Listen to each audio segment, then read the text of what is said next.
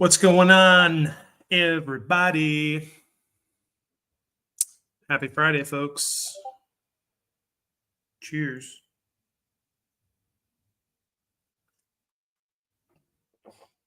Oh, yeah, here we come.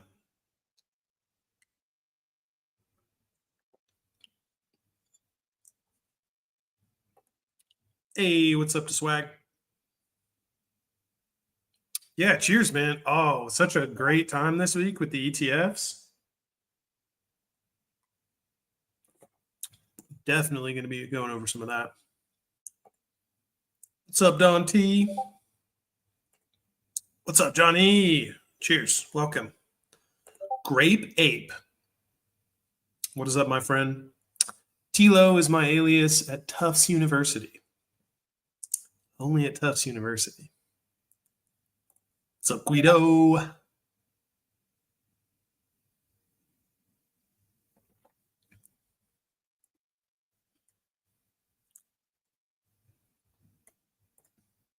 Nice. Yeah, we did get that green close, huh? That 1 cent, green close. Giving us that candle. Oh, did we? Close, open. Oh, we're below the open though, so it's going to show up as a red candle. It's still up. It's still a higher low. It's still a higher low. It's still a higher close. Yesterday's close was 27.43. Today's 27.48. So it's still a green. It's still a green day in the sense that we closed up.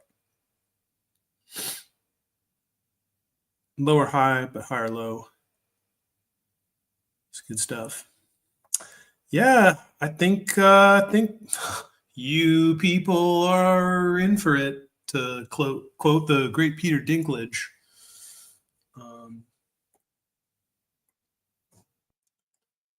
Tom's in the house too. What's up, Tom? Oh, you're welcome, Johnny.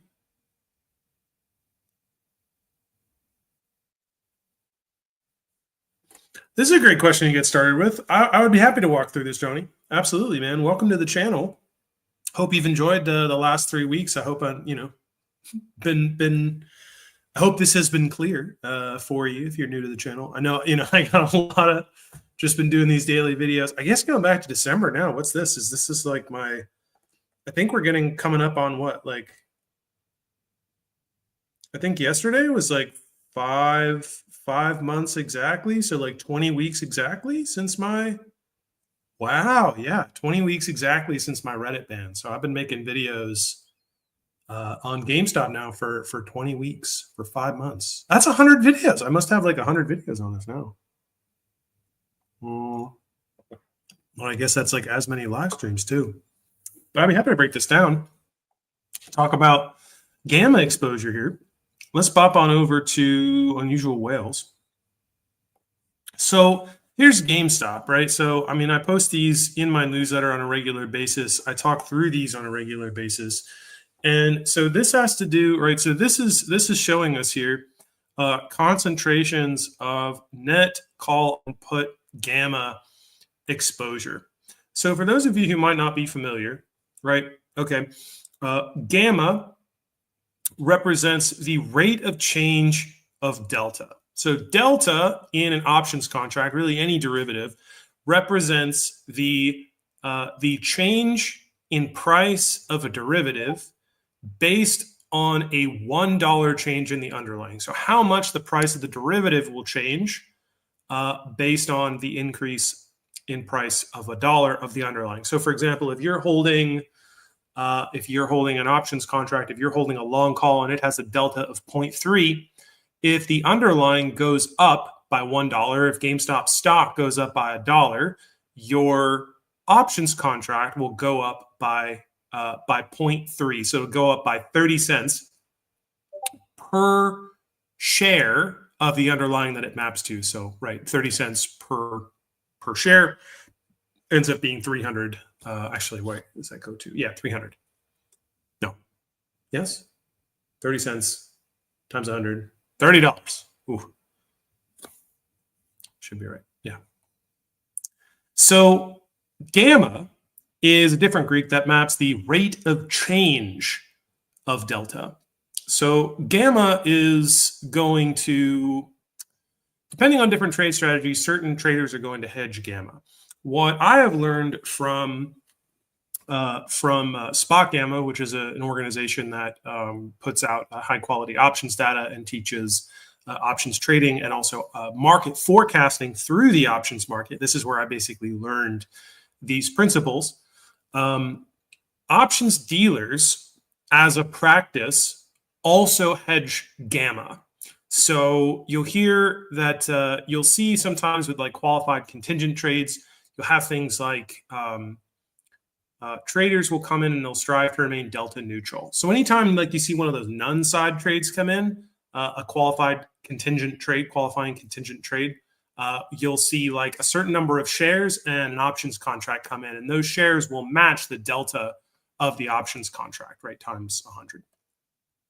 And so traders a lot of the time will strive to remain delta neutral. So they'll take a share position that is valently the inverse of whatever their options position is. And this way they are hedged, they are fully hedged to changes in the underlying. Okay. In this case, they remain exposed to the theta value, to the to implied volatility, so to vega, and to gamma, so the rate of change of delta. All of these things allow them to profit. Let's say if they take a short option strategy, they are short all of those things, right? And so they are short or bearish on implied volatility. They are bearish on rate of change of delta, and they are bearish on time. Well, that's a winning bet, right? Typically, most of the time, if you're going to hold an options contract to expiry, that's a winning bet, right? It's a winning bet if you're hedged. For example, you're selling covered calls, and your strike price is above the price of where you acquired the shares. Well, okay, that's a winning bet. You will profit to a certain extent, maybe not optimally, but you're going to profit off of the other elements that go into that contract. So traders will strive to remain delta neutral in order to profit off of those elements. Okay, market makers, options dealers will also strive to be gamma neutral. They will strive to hedge themselves not only to their delta exposure, but also to the rate of change of delta exposure, so that they are only exposed to IV and beta. This is a way for them to dynamically and algorithmically hedge their positions so that rapid changes in delta do not leave them overexposed. Okay, so with this in mind, right, we can use implied gamma exposure to the options market maker based on our OI data. We can imply how certain areas within the trading landscape in which the options market maker is going to, in a greater or lesser volume, hedge shares, and in what direction they're going to hedge those shares. Okay, so let's see. Let's zoom in a bit on this chart. So if we take a look here, right, so how to actually understand like this particular chart. So what you see here with these bars, right, you're going to have, so purple here is put gex, and yellow is call gex. Red is net gamma. So it's going to show you the direction of the net gamma exposure, whether it's to the put side, for example, like here at $26, or to the call side, say here at $28. Now, what's important to understand about when I say call gex or I say put gex, call gamma or put gamma. Okay. In an ideal circumstance, right, call gamma is going to mean trader long call gamma exposure, so trader positive gamma exposure, and dealer short call gamma exposure, so negative gamma exposure. Okay, it's when I say put gex, that's going to mean trader long put gamma exposure, so negative gamma exposure, and dealer positive. So dealer short put GEX, dealer short gamma exposure, meaning dealer positive gamma. Okay. That's an ideal situation. And that's an ideal situation because most of the time, options traders are long, both calls and puts. Now, GameStop can be a little different because it doesn't operate the way its options landscape does not operate typically to as other equities will, or certainly as SPY does, right? So, for example, on the S&P 500, there have been many studies at this point. If you're trading SPX or SPY options, if you're trading NASDAQ or QQQ or anything like that, yes, when you're looking at put GEX, you're looking at trader long put gamma exposure. That's massively true. In fact, 75% of all trades by retail on the S&P 500 are 0 DTE single leg options. There's 0 DTE long single leg options. So it's safe to say, right, that okay, when we get into the bigger indexes, right, that's the indices. The volume is not necessarily purely going to be retail, but yes, it tends to be the fact that these positions will skew toward long positions at large. Okay, not necessarily the case with GameStop, so we have to be careful. And this is also why I scan the open interest on a regular basis, so I can get a sense if, say, at some particular strike, we have something that's uncommon. Because then that's gonna, we could say like, oh wow, looks like there's this big put position at say 2650, but I go and I look at the OI and I see, oh yeah, that was just one block of 4,000 puts that some traders sold short.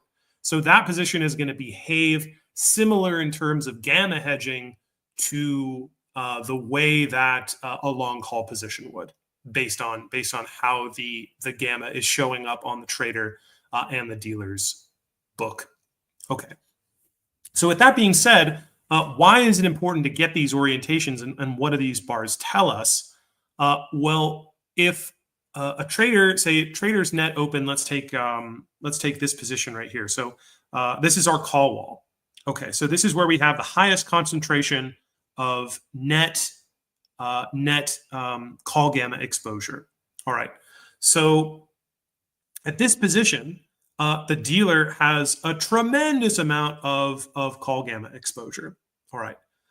What this means, and I should say short call gamma exposure on their books, which means negative gamma exposure. They're going to strive to remain gamma neutral at that position. And so they are going to, they're going to buy shares as that position is approached. Why? Gamma is going to operate, right? Let me see if I can bring up some kind of, can I mark this up? I think I can. Oh no, that just says edit layout. I don't have like a pen feature here. Do I just have like a whiteboard? I wish I did. This program could use a whiteboard. MS Paint. Can I do? That's a little complicated right now. I'll use my words. So gamma, right? Let me see. Is there like a gamma peak curve? I really got to draw this. Hold on. Draw.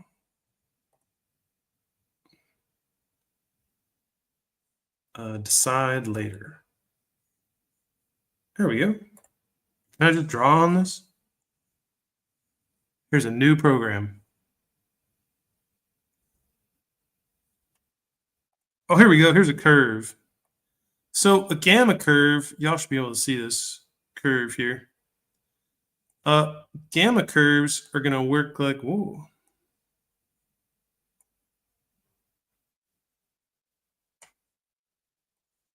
Gamma curves are going to work like this. If I could, why is it doing it? No, it's certainly not going to look like this. Let's try this again.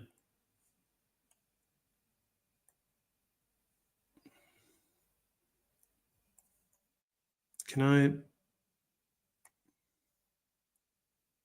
No. Oh, that's better. All right. Can I rotate? Oh, okay. There we go. That's better. Let's get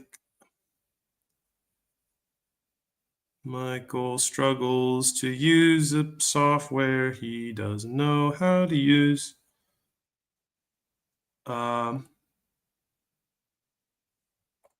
right. Well, it kind of works like this. All right. That's a basic idea. It's kind of got this parabolic shape here. But like just rotate it, right? Transpose this, flip this 90 degrees. Can I do, I want to do it like this. But don't flip on me, dog. No.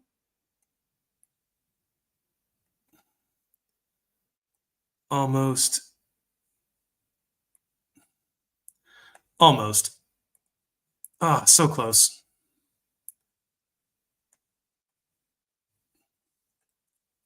Good night. All right. We're almost, oh, we're so close, guys. Oh, yeah, we're so close. Oh, I think I got it. Oh, come on. Flatten out. All right. And then we'll take this line here. All right, so we're going to call this line, we're going to call this the in the money line. All right, can we make this a little longer here?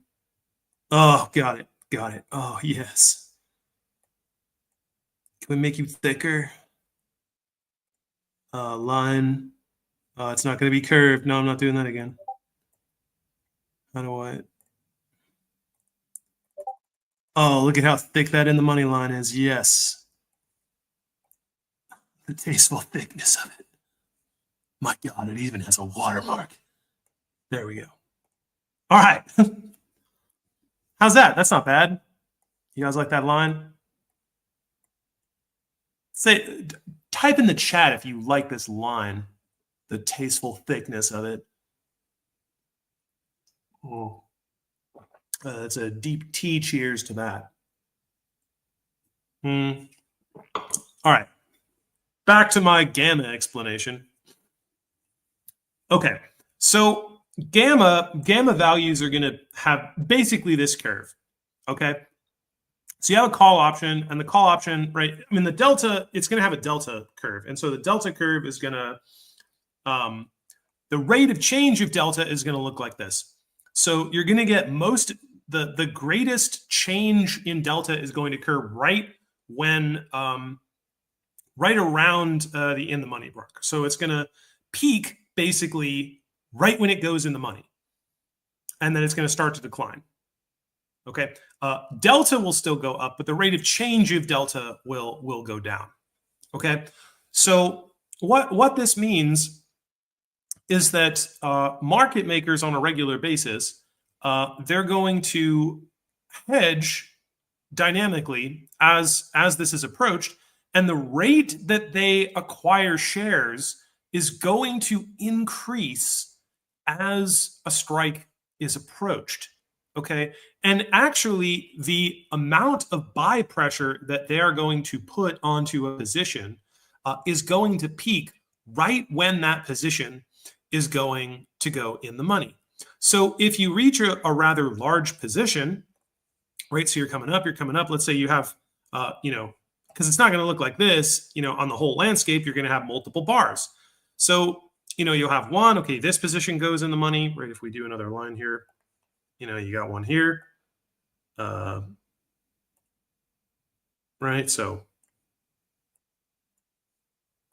you got a position here. And let's say this one is going to go in the money. Let's also make this one tastefully thick.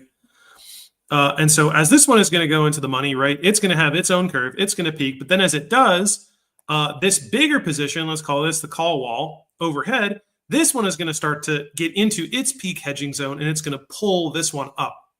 So like as you have these call positions stacked on top of each other, right, if they get progressively larger, the rate that the market maker is going to purchase shares in order to hedge these call positions is going to accelerate. And so each successive position will put increased pull on the price as you move up into them. Okay, What happens though when you get to a particularly large call position and then you don't have anything on the other side? Well, what's going to happen is the market maker all of a sudden is going to be hedged into this very large position.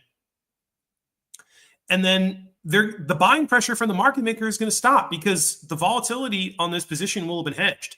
They're now at least 50% hedged on delta, and they're probably hedged in terms of gamma by 13 to 14 points. So at this point, delta may go up.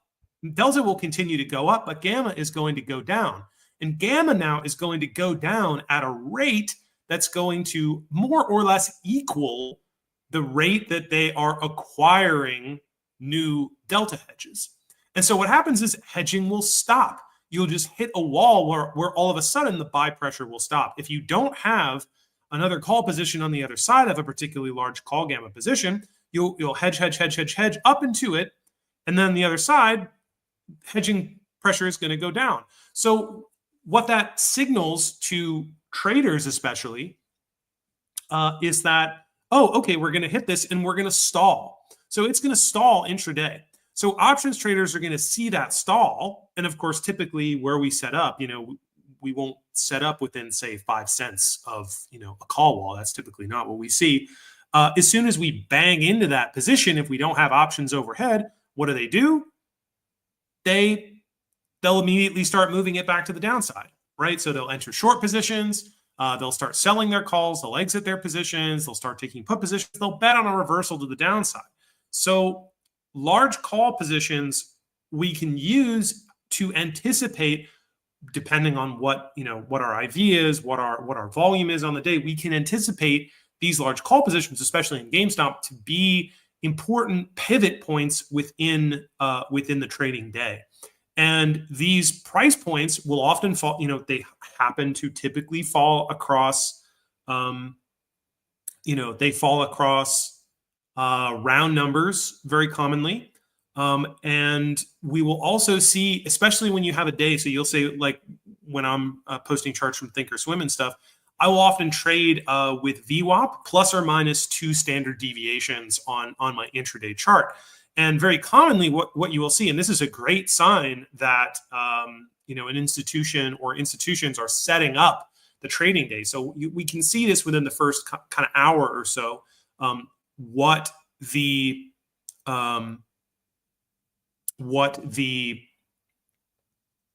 let's say the framing of the trading day will look like. And at that point, if you see, say, an overlay of one of the VWAP lines with a particularly strong, long call position, we can anticipate that that's going to function intraday as a high probability point of pivot within the day. I mean, it's important to watch out and make sure, is there some sort of buying externality going to happen? Are we going to get a Roaring Kitty tweet? Or, is company news coming? Do we have XRT settlement or something like that, right? That's important. But, if you get a kind of normal day, an undisrupted day, a closed system kind of day, you'll see that the gamma structure of the trading day in particular can provide opportunities, can way boost the probability of successful trades, especially when you use them in comparison or alongside classical technicals. So that's more or less a comprehensive discussion of sort of an overview of why I focus on gamma exposure and how this can be used on a regular basis in order to understand price movement throughout the day. Even if you don't go ahead and trade, like you can use this to map where you expect limit buys, to place limit buys or limit sells or things like this. If you're building a position, right? Even if you don't trade options, it can explain why certain trading days look the way they do. So the thing about these gamma positions, right, is just as well as a call gamma position can function as an overhead. Once we're sort of on the other side of it, it then functions as a downside support. So if we get something that really moves us over this particular position, these levels can be claimed and then used as intraday support. So just at the same time that call gamma, right? And so we're typically thinking about this in the context of GameStop in terms of call gamma, it has a very, very heavy call skew. So typically we're looking at balancing out call gamma positions there. SPY, interestingly, right? So like put positions, long put positions are going to work, the opposite, right? So they're rather than function as, say, resistances when they're approached from below and supports when they're approached from above. Long put positions are going to amplify volatility. So they're going to accelerate the direction of moves, no matter, depending on where they're going. So market maker hedging of long put positions will be sympathetic to the existing direction in the market. So this is why we'll see SPY will talk about, volatility ramping up typically means the price is going down. So with SPY, right, IV tends to ramp up as the price goes down, largely as a result of the way that long puts are hedged. So the more long puts you have, the more amount of dealer shorting or selling of the underlying is going to occur as these puts go into the money. So as large put gamma exposure positions are realized, right, and they tend to stack. So you'll get these kind of loops to the downside. So you kind of get these gamma ramps to the downside where we just go, right? So that's what causes that to happen. People say, oh no, it was all this panic. It's all these retail investors panicking. No, there maybe is some of that. Institutions do want to pull out, do want to, potentially sell off their positions in the case of that. But basically it's getting some kind of, if there's all of this put gamma that's put there, we don't know if something is going to happen. This triggers this type of move where then large institutions, right? Once something gets going, then large institutions start selling shares, let's say of SPY or of QQQ or something like that, or shorting it. And then that brings a new put position into the money, so they do it more. And then that puts a new put position into the money, so they do it some more. That's basically what happened, right, with the Trump sell-off thing. There was the announcement, and it was a catalyst that sent us down in an already sort of uncertain landscape, and we just fell very fast in 2 days because of the sheer amount of put gamma that had accumulated beneath us at some of these key strikes. So that's a pretty good demonstration of what happens when you get all of those put positions sort of lined up, sort of every in SPY, right, every $5, but basically every strike is just whoa in the put direction. So yeah. So stability is more or less going to correspond, and it's a lot more predictive in SPY, right? Because we don't have these weird ETF like shorting shenanigan stuff over there. It's too big. It's too much money to do that with, like we do in GameStop. So it makes GameStop a challenge, but and it makes options not as predictable. But we can still forecast some interesting movements and anticipate what's going to happen intraday. Based on understanding how these options positions are set up and how options dealers especially are exposed to gamma. Yeah. Let's see. Questions. Let's take a look at May. What's up, May?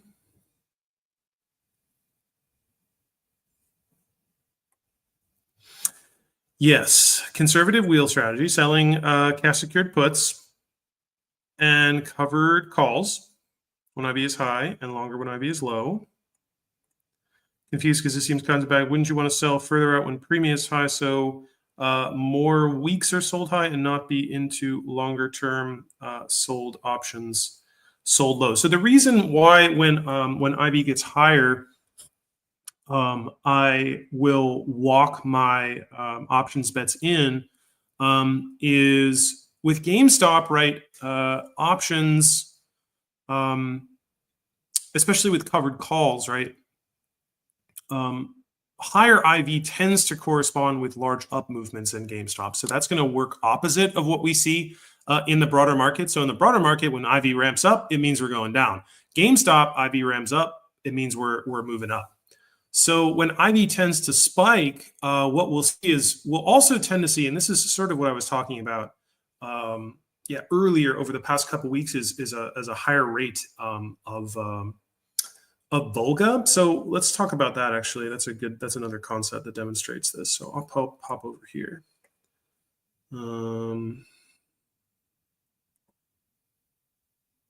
Where is it? Here we go. All right. Where are we at here? All right.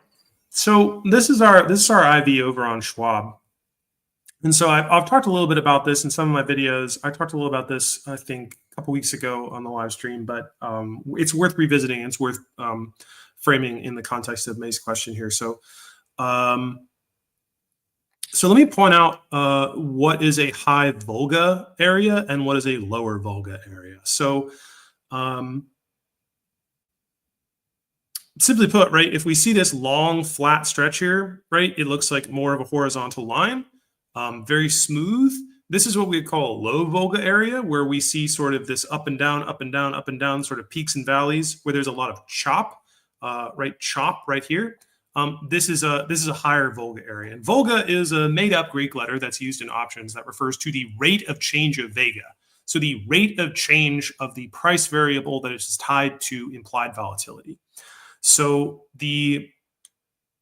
with GameStop as well, I guess technically, right, we don't typically kind of go up an IV level and then stay flat at a higher IV level. We go up in an IV level and then also go up in the rate of change of IV, right? So anytime GameStop gets into one of these positions, there's a lot of, I don't know, short options arbitrage to be made off of the change in IV. So typically in this range, I'll choose, because number one, I'd like to make as much off of derivatives without actually exiting my position as possible. Okay, yes, if I get assigned, that's fine. It's not the end of the world. I'll exit a portion of my position, and then I can go into cash and then do cash secured puts. But I believe in the company, and I'm trying to make a little bit extra, right? I'm trying to get a few extra % out of it, but I don't necessarily want to sacrifice my long-term investment in the company. I'd prefer not to be parted with my shares. So when we get into these higher periods, I will target a week, 2 weeks, something like that, in order to, and I'll try to target what I think is an elevated point in our, in this kind of Volga chop, right? And so when I do this, right, I'm also anticipating, okay, well, while IV is high, it means I could get blown out of this position, right? I could get assigned. I prefer not to do that. I'd prefer just to, kind of after a couple of days, make a good profit on this, on these derivatives, and then exit them, and then kind of reposition when we go back to the upside. Because you'll see this, right? These contracts it is crazy how much they will swing when we get into these high IV periods. I mean, even yesterday we saw this with like May OPEX 30s, I think. They opened the day yesterday in like the 80-cent range. Like, I think they peaked at like 83 or 84 cents, and then they ended the day down at 55. Well, just the previous day, they started the day at 55 and ended the day at like 73. So like, right, even that move, right? And this was not a high volatility, high chop kind of a day. And that's how much move there was to get out of these. So, yes, you can enter into, let's say, when you get into one of these higher Volga and higher IV periods, let's say you go ahead and you sell, you sell, I don't know, October covered calls or something like that.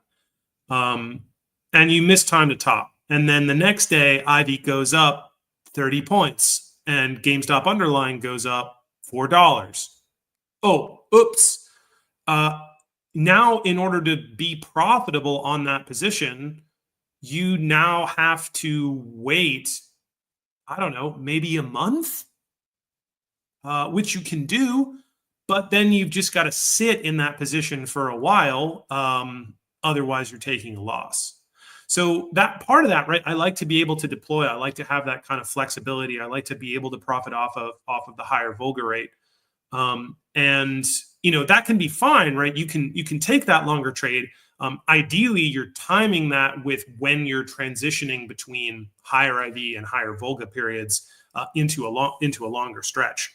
So, like for example, on this particular chart, right around here, before we fell off a cliff. So, right, let's say right before the big shorting episode on anywhere in this week before the 13th, if you sold January leaps at this point, yeah, you made a ton of money throughout this entire period.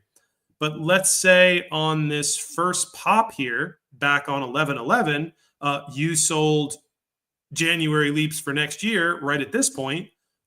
You basically had to wait until here before what you sold over here was profitable. And you just had to wait until GameStop and all these shenanigans, and your position is going to be showing you're probably down on that position, I don't know, 100-200% or something like this when GameStop is pushing $35, which is, again, that's fine. You are still, if you're end goal focused, if you have the right frame of mind, that's fine, and that could end up working out for you if you time that right. If you get that lower IV and Volga phase and price down, and that does end up happening, sure, if our price cycles are going to continue to follow this pattern we've seen, it'll still work out for you, but you're just going to have to sit in that for a while. So that can be a bit constraining. That's all. That's why I prefer to do that. Obviously, then down here, after we kind of, best to get this point, if you can time the transition perfectly, great. If not, and you're down here, well, selling a week or 2 weeks or something out is not awesome. So, yeah, go for it. And I think that's what I did right here. The first thing I did, I sold monthlies. I think I sold February monthlies and then exited them right before we had the big up move there. The brief kind of reprieve as we move back up to 31. And then, yeah, on the other side of that, then I sold March monthlies. So cut this in half, figured we'd get that 5-week thing right in the middle of February there. Yeah, profited off of this. I did miss the transition here. I didn't get this right before we had that big move down, but then after that, when we moved back up to like 29, that's when I entered the February monthlies, exited them before we had that big move on the 10th. And then re-entered on the 14th. Actually, I sold weeklies, exited them on Wednesday before we had the big move up. Then we had the big move up in the after hours. And then on the 14th, right when we opened, I sold March monthlies and closed them in early March, right? So before March OPEX, somewhere in here, I closed them. And then was waiting. Didn't really do anything as we were approaching it. And then when we had our big up there, also sold. I think I sold something shorter. I think I did early April stuff. Maybe I did. Did I do April OPEX? I forgot what I did for April. I don't remember. I think it was a higher IV and like higher Volga thing. So I think I sold. I think it was like, I think I just sold like 4 weeklies or something like that. But interesting time. But hopefully that's clear. Does that answer your question, May? Hopefully, yes. I don't know. I just go on there. I hope you guys, I hope I'm being clear. That's all. Yeah, Ken's here. What's up, Ken? How's it going?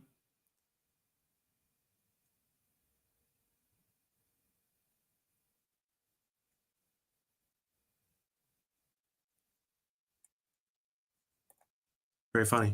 Glad you're here, my friend.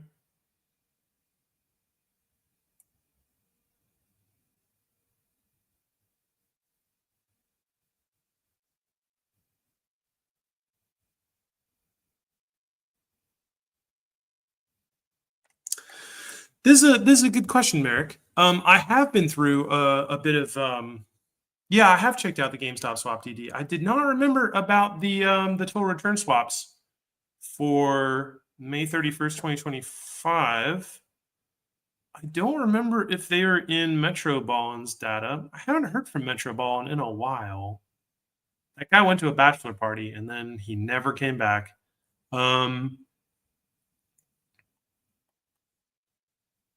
Let me take a look here. I mean, the stuff I have here is kind of out of date. It's from the fall. He did not send along his more updated stuff. There's a bunch of stuff in June. There's some June swaps on the 10th. Again, this is as of the fall. As far as Metro Ballin was looking, he did not record GameStop swaps marked for the 31st. He's got some stuff on the 21st, not particularly big. Some stuff on the 30th, not particularly big. But again, this is not necessarily complete and it's not updated. So that doesn't mean that there aren't swaps. I would have to take a look at that. There is on the 30th. There's some pretty big notional value on the 30th. Again, so right here. Again, these are out of date. So, right, so we do have a lot here. So here's one. This was modified from the 30th of May last year. That's when these were updated. So in the midst of, this was opened right in the middle of Roaring Kitty's requel. Yeah, we can see the execution timestamps here. So that's to 30th this year. And that's worth $2 million in notional value, at least, if it's still open. Then we got a couple of the big ones down here. This one opened on the 5th of last year, so right after the second peak of Roaring Kitty's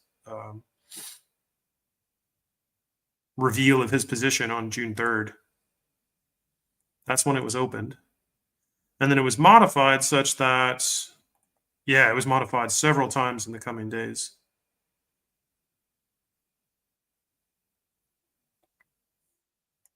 So that got up to, actually, no, this is, it was actually, that's not as much there. These are modifications to swaps that were open the previous February.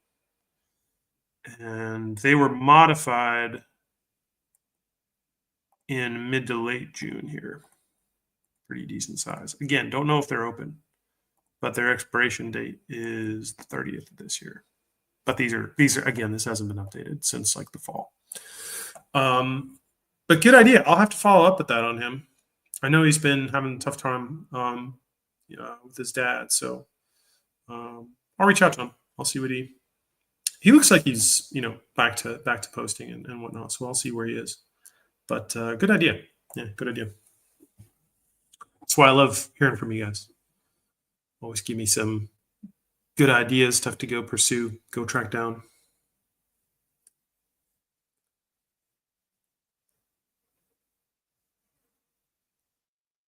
Another good question here from May. How do I think our 11-week cycle is going to work out with the 55 MA cross June cycles Q2 earnings?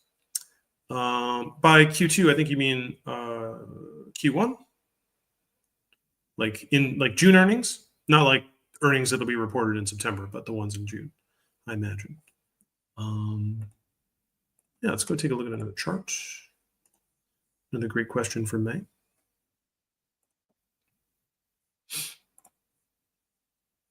Make this a little bigger. So let's bump out. Good daily here. So a couple things I think are going to occur. Some things we have to keep in mind here. First off, we are going to get substantive news from the company. We're going to have the annual meeting. We're going to have earnings. Q1 is usually our weakest quarter. Maybe we'll have some surprise. We might have a profitable quarter here because of interest from our cash. Things could get crazy, certainly, if the company does reveal that they went ahead and purchased some Bitcoin. So we've got a lot of question marks that fundamental news from the company could end up affecting. So I would imagine, we have all of this recent FTD stuff with XRT. We have what we've seen take place, right? What I was posting about today. Not just me, right? Richard was talking about this. Several people noticed this. delicious man boobs, I think was one of them on Reddit. Somebody else, another user, had this like colored chart that Richard talked about in his video today. I forget exactly. Ooh, excuse me. Forget exactly who this was, but anyway, it's been a hot topic today. In any case, it's certainly an open question about the settlement of FTDs from end of March. Now, right, we had a lot of XRT fails right around earnings. We had a lot of XRT fails like on the 27th, 28th. We had some on like the 21st even. We had a lot of XRT fails on the 3rd and the 4th. So, but XRT was on reg show.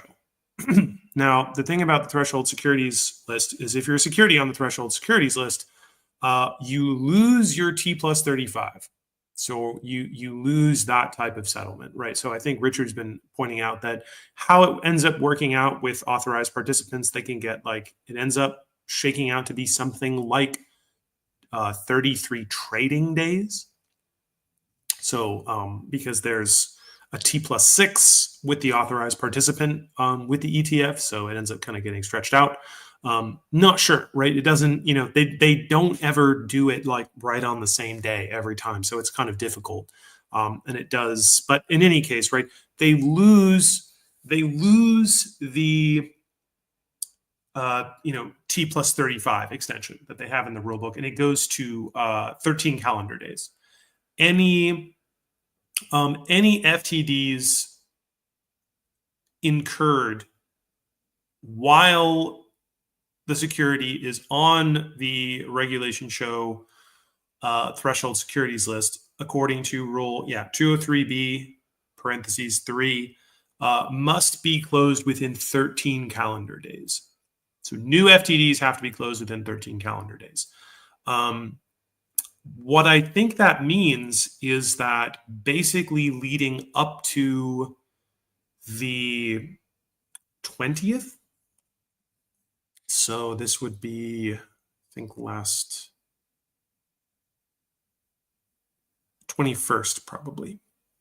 So I think it came off on like the 5th or something. So maybe it was up to the 17th. Yeah, so what they probably did is basically leading into the 17th or maybe into the beginning of that following week there. So that would have been, let's map this out on the chart. Probably basically right up until we got this kind of flat, this like flattening out here. Whoop. There goes my mouse. Oh. So right up until we got this flattening out here. Zoom in a little bit more. Yeah, actually, that basically works out. So basically, right up in here, what this meant is, right, they had a ton of fails right here on the 27th. So like, if it was already on reg show, it meant they would have had to close these out by basically by like here. Right? They would have had to have closed these out. They had fails here on the 21st. These would have had to have been closed out, in here. So probably what happened with this very dynamic up period was these XRT fails that were incurred here, because XRT was on reg show, had to be closed out here. This price appreciation, I suspect, may have been from the fails toward the end of February. Maybe the ones that were incurred like here during this period of volatility. Maybe. This is speculation because I'm not sure. But because XRT was on reg show, they wouldn't have had as much time. They wouldn't have had that full 35 days, to extend it to end up being T plus 33, whatnot. So that was probably some of this. And then, okay, what have we been looking at here? Well, this has been contained based on all the redemption that we've seen, right? So heading up to the 10th, so the 10th is when we saw shares available on XRT, the outstanding shares get up to 9.7 million, which is a recent high. We haven't seen XRT shares outstanding this high since May 13th or 14th, so the top of Roaring Kitty's requel.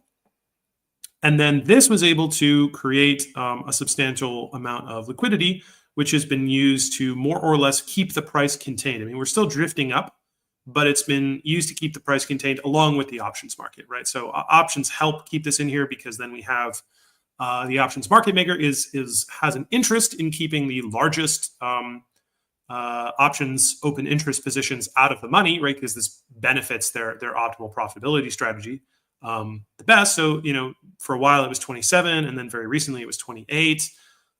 We closed just below 27.50, so the 27.50 position is also out of the money.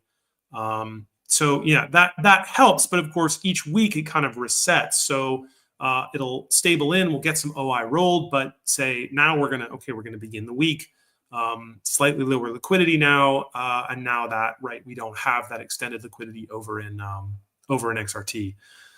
So these fails, presumably there will have been a fair number of fails that had to have been covered maybe at this point.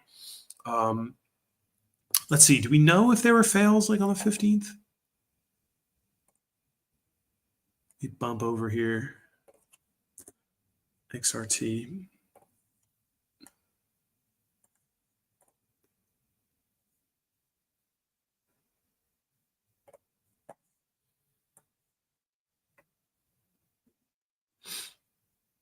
We only have it up to the 11th. Interesting. That's not a ton. What about GameStop fails? These are borrow numbers. They're low, so those are not back on the shelf yet.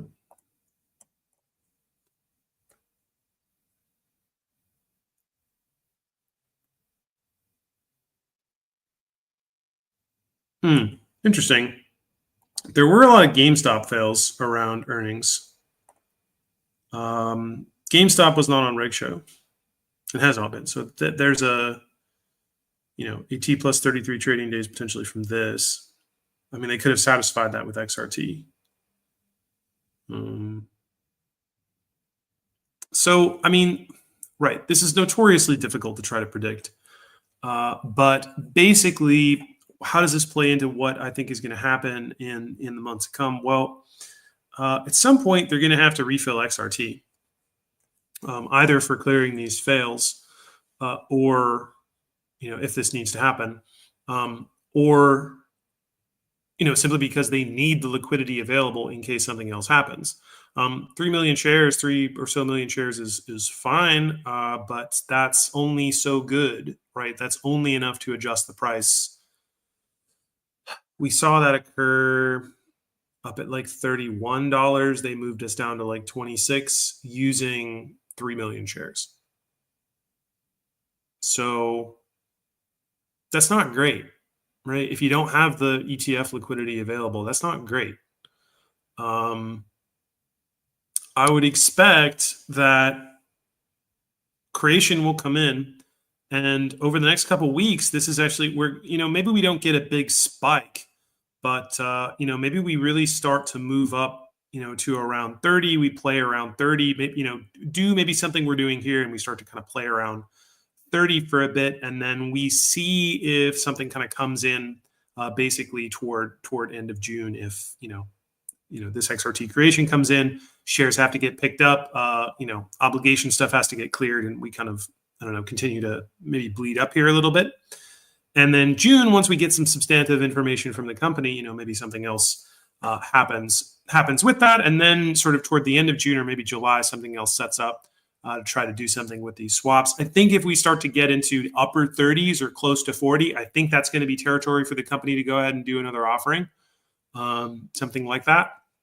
That's more or less how I'm kind of seeing the next 5 or so weeks playing out. Once we kind of get into later June, I think I'm going to be more prepared. I mean, we'll have to see what happens with the company itself, but what our fundamental news is like at that point, fundamental company information. But yeah, I'll be more or less prepared to see like, okay, are we going to go back? Like, is this a departure now that we have the convertible bonds? Like, what's going to be our process going forward now? Do we still keep doing these cycles, or are the cycles going to be new?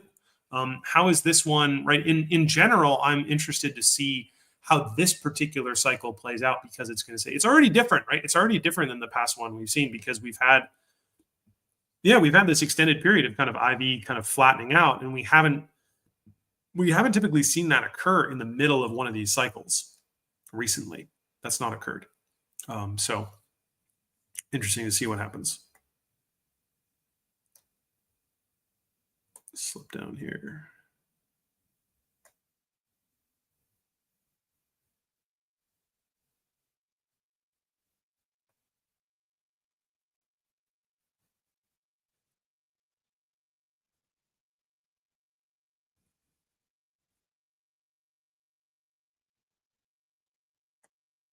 Oh, interesting. Yeah, please do. Please send me a screenshot. Yeah.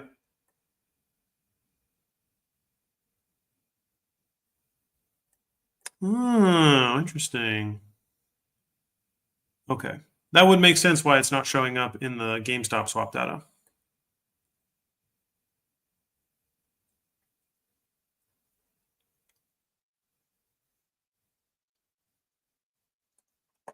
Interesting.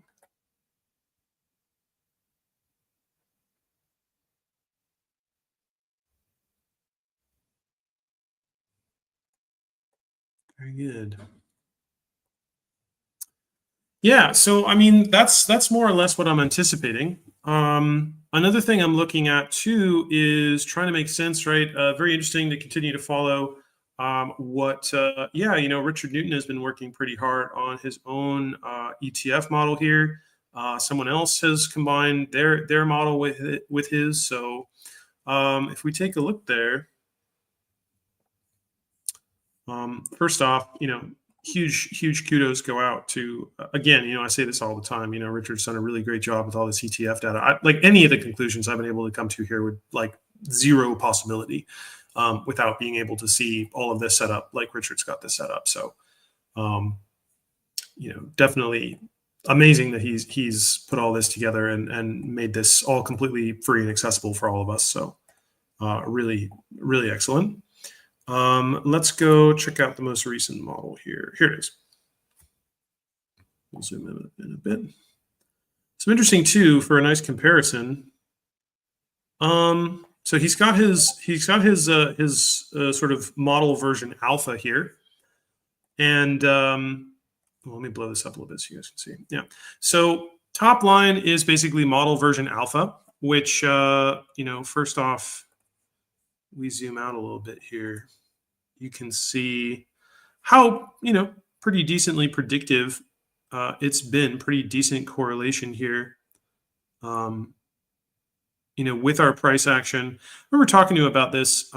This started to work very well basically from 2023. So right around when UBS presumably would have taken over the swaps for Credit Suisse.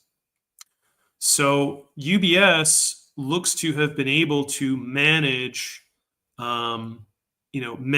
kind of GameStop position much better than was being done prior to 2023. So once UBS took over Credit Suisse, these are, they knew what they were doing, it seems to be the case. And this particular model with using ETFs, combined ETFs, so the orange here is Richard's kind of alpha model, works really well for mapping basically closing prices here. So you can see the divergence from, Roaring Kitty doing his options magic there and posting memes and getting the algorithms to screw with the stock.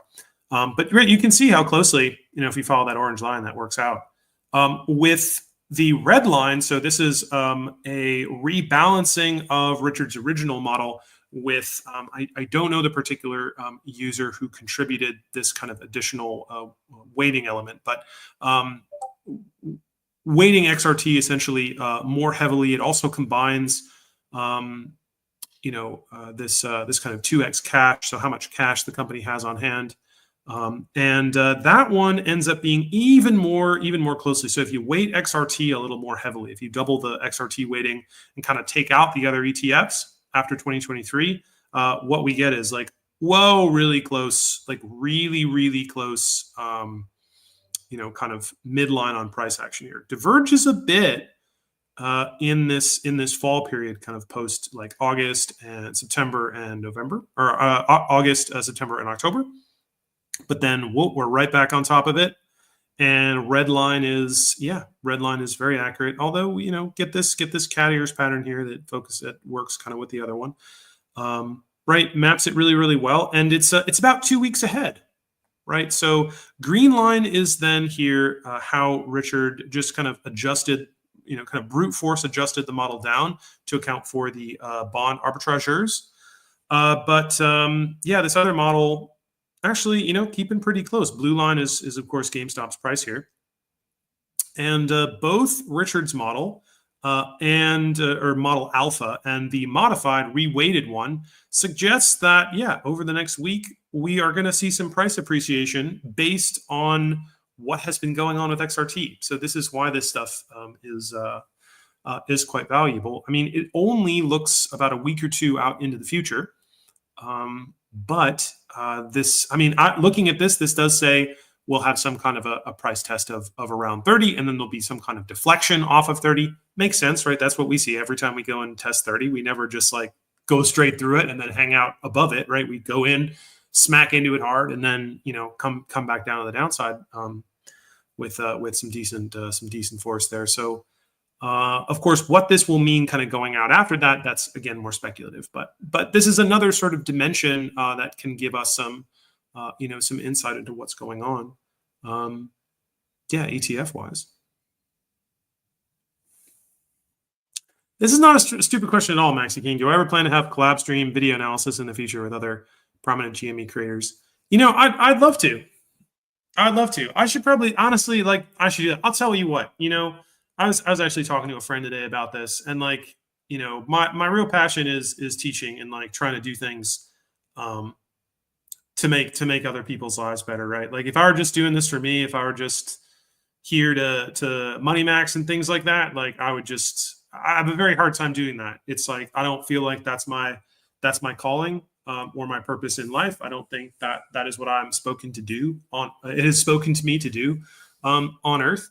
I think for now, right, I'm called to work on this, and there is this opportunity, and I can see it appears that I do have I have the fortune to be able to see into some of this, and so I suppose maybe the reason why I haven't done it is I suppose I second guess myself a lot with continuing down this path, because I'm just like, oh man, am I doing this for the right reasons? Is this good? Is it good for me to continue to do on this? Is it good for the world for me to continue to do this? And so I kind of hold myself back a lot in that respects. But yeah, man, absolutely, they absolutely do. I tried to do a little bit of networking, kind of early on. I invited Richard kind of early on over the winter to kind of do like a collab thing if he wanted to chat or something like that. And he's in his lane. We talk every day, but he's very much in his lane. He has his he has his routine, stuff like that. So there was that. And then I tried also to get in touch, right? I tried to learn from Gurk. I tried to talk to Gurkinit a bit.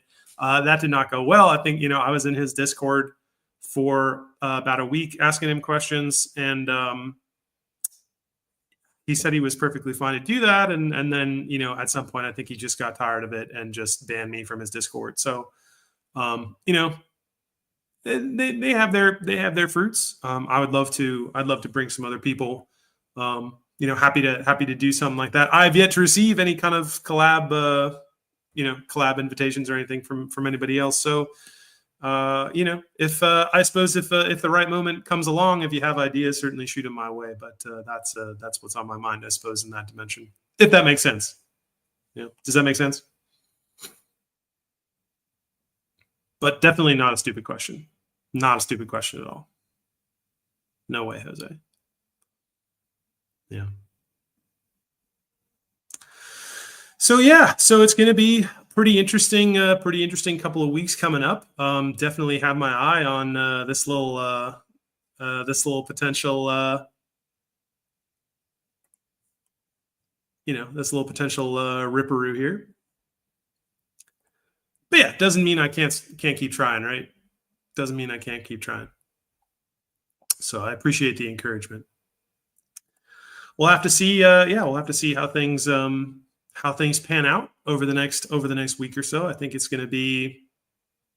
I have a good feeling about it. Right, if we're just going off intuition, definitely don't trade on this. But going off intuition, I have a good feeling about how things are going to look over the next week or so. Very intrigued about all this XRT stuff, these historic lows here in terms of shares outstanding. I think we're going to start to see some pretty aggressive creation start coming in, and typically, maybe not immediately, but that does tend to correspond to buying pressure at some point, right? Just like all shorts are future buyers. XRT creation orders, whether they get settled immediately or not, like they have to be settled at some point. Really the beauty of this, I talked about this earlier this week, right? The beauty about this arbitrage trade, the offering of these convertible bonds, is there's been all of this introduction of new demand for short liquidity. That I think is the real way that Ryan Cohen is attempting to, basically take the tweezers and finally, pluck out the shorts, pluck out these legacy shorts that are embedded in here, like, a foot fungus or something like that, like a planter's wart or something, where, he's coming in, right? He's coming in with the cryo tool, like the liquid nitrogen or whatever, to just burn them out or something. And what this does is it's like it crowds them out. It crowds them out for this liquidity. It completely disrupts, right? This very completely disrupts what's going on in terms of the ETF musical chair game, and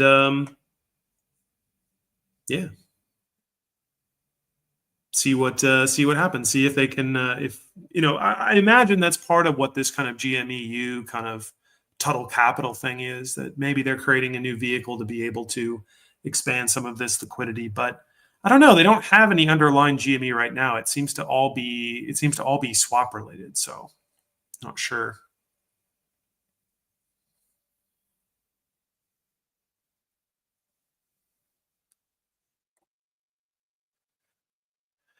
Good question here from Gamma Chat. Is it normal that all of the near-term expiries are low IV, but June is high?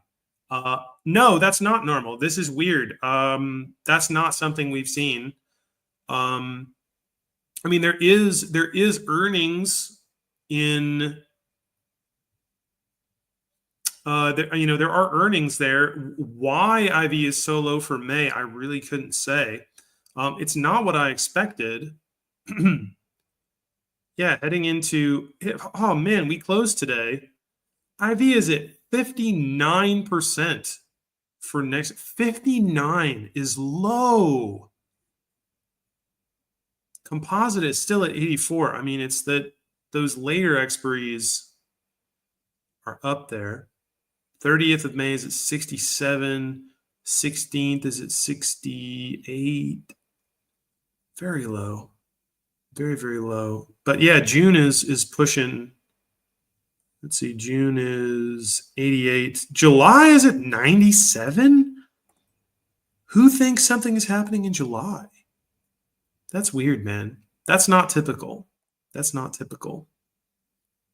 Yeah, we'll have to see. We will have to see. And our 30s safe for 59516. To hold the expiry and not get assigned? Probably. I mean, let's think how I would think about this. The risks are, I don't know. Do we get a Roaring Kitty Requel tweet or something like that on the day? Does something show up on the 13th and then you get assigned on the position? $30 has served as our call wall. We flirted with that pretty pretty hard in the fall. We moved over it and then moved under it.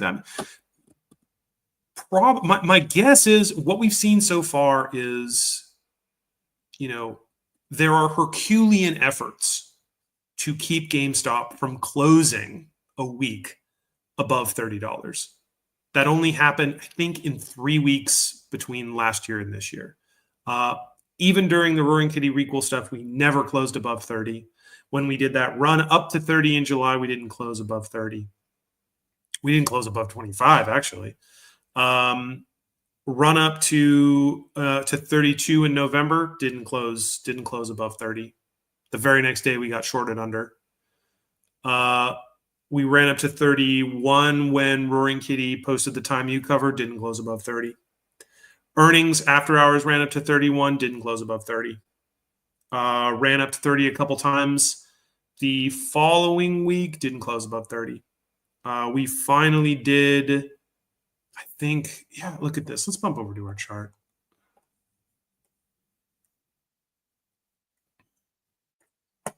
Right, so, right, oh, amazing, 32, oh, incredible, and nope.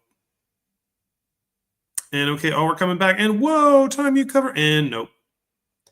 And now we're back, and now we're going back, and now earnings, and like, oh, incredible, oh, wow, wait, Tuesday, wow, Chicago trades coming in, 31.90, and Friday, nope.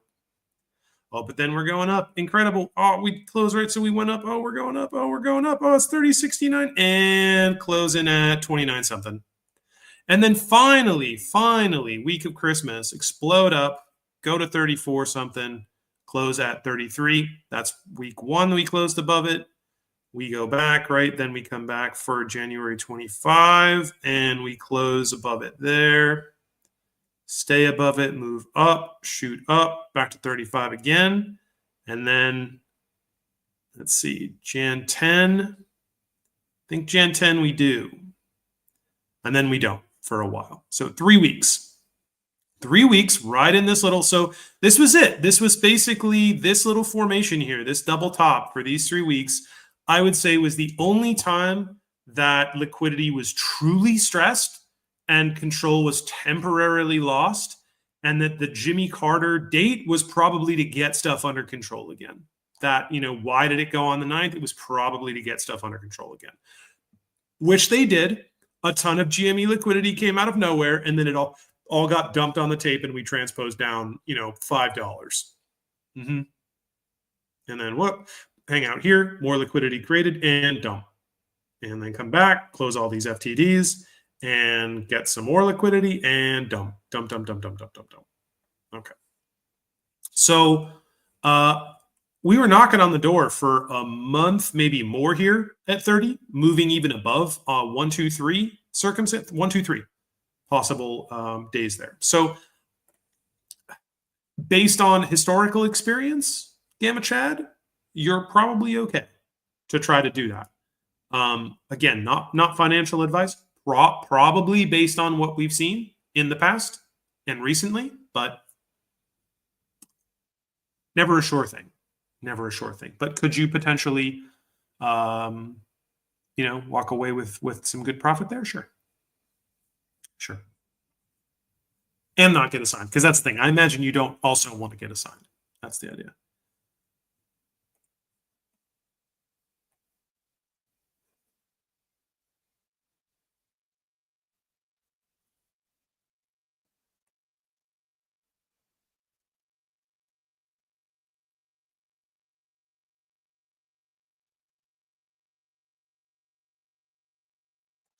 Oh, yeah, that's right. Yeah, I wanted to do that. And then I had to go to the US and had my mission with, checking up on my dad and stuff. So that's a good idea. Yeah, that's right. If you guys like that, we can definitely do another one. I will think about that. I'll think about a good topic to come up with, and we can chat on the weekend, right? I'll schedule it. But thank you for the reminder, Maxi Ping. Dingus Pingus.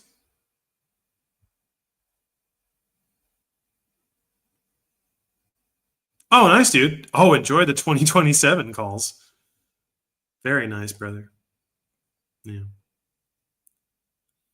Yeah, I'll think about that. So I'll think about that. I'll think about doing a non-trading 21st century Renaissance deal there, and yeah, and we'll see what happens. We'll see what happens. You know, stonk wise in the week to come. So, yeah, hey, thank you very much for your questions and comments and such today. Great to see you guys. It looks like our number up here got up to 79 on YouTube, 685 people dropped by over on X. Good stuff. Always happy to get your comments, concerns. Like I say in my videos, right? Any, even dropping a little like, hey, thanks is like, really awesome. I definitely appreciate that. Like also any questions you guys have too, because, so much of this is, maybe it can be hard, right? Because I'm the face on the video, right? To think that necessarily you guys, contribute, but, so much of where I go or things I end up looking at, I get in part as inspiration from the community. So, keep the questions coming, keep the comments coming. Like, this is, you're all a part of this, and I can't thank you enough for, helping me continue to try to find out more on this journey. So, yeah, I am the ant queen, indeed, indeed. So yeah, cheers, Sam. Thank you very much, man. I appreciate that. So yeah, so we'll see you guys. We'll see you guys on Monday. Have a great weekend. Enjoy some time, family, friends, not trading, not looking at charts. We can go touch some grass. It's grass touching season, right? May feels like grass touching season. So we'll catch you guys, for Monday's breakdown, and yeah, we'll see you then. So thanks very much, guys. We'll see you.